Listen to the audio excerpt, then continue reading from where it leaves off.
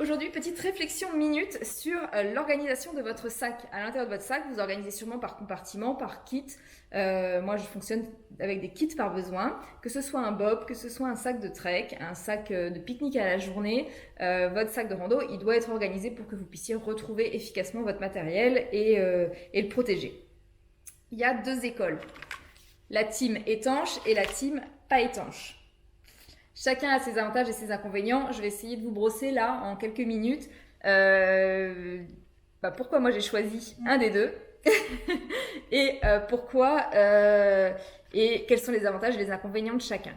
Donc on va commencer par la team étanche. Les sacs étanches, l'intérêt c'est que ça vous protège de l'humidité de l'extérieur, sans deck. En fait, il y a des marques comme HPA, ceux-là ils sont très faciles à zipper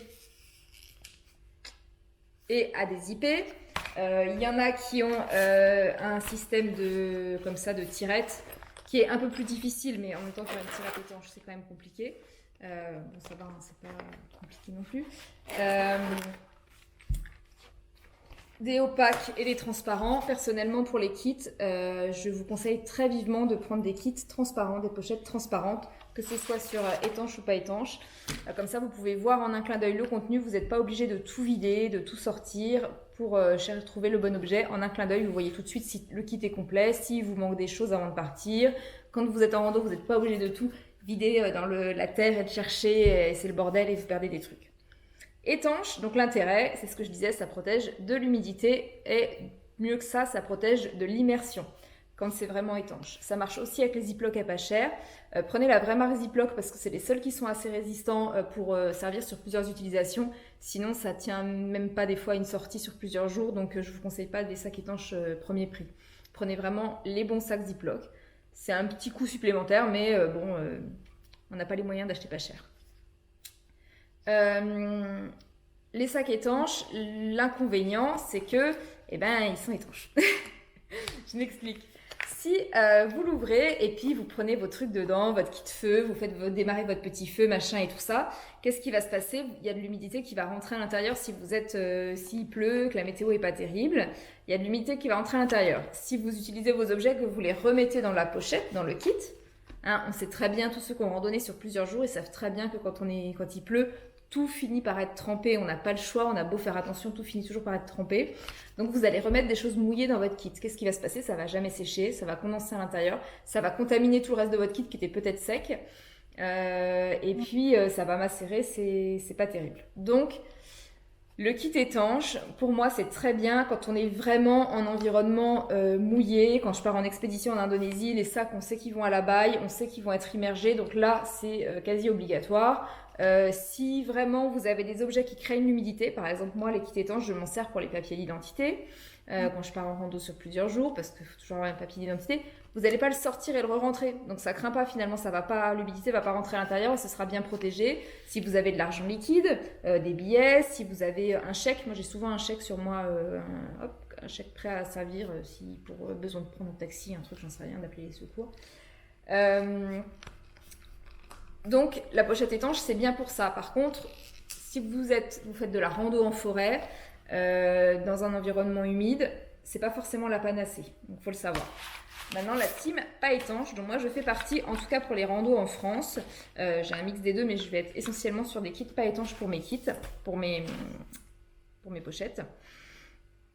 Donc moi je les ai choisis en mèche parce que comme ça on voit le contenu, hein, c'est ce que je disais. J'ai remplacé la petite tirette qui fait gling gling que j'ai coupée par un petit bout de paracorde qui est plus silencieux et puis qui est plus facilement identifiable. En un clin d'œil, j'ai tout attrapé. Et je peux demander à un de mes stagiaires d'aller me chercher le kit feu, c'est la tirette orange. Même fatigué, même avec quand on n'a pas les yeux en face des trous comme moi là, on arrive à trouver le bon kit en 4 secondes. Et le gros intérêt du kit pas étanche, c'est qu'il n'est pas étanche. De toute façon, c'est ce que je disais, on part en rando plusieurs jours, tout va forcément être mouillé. Vous allez prendre les objets, vous allez les laisser même 5 minutes dehors, ils vont finir par être mouillés, vous allez les re-ranger, ça va être trempé. L'avantage du kit pas étanche, c'est que du coup, ça va sécher beaucoup plus facilement, ça va être aéré.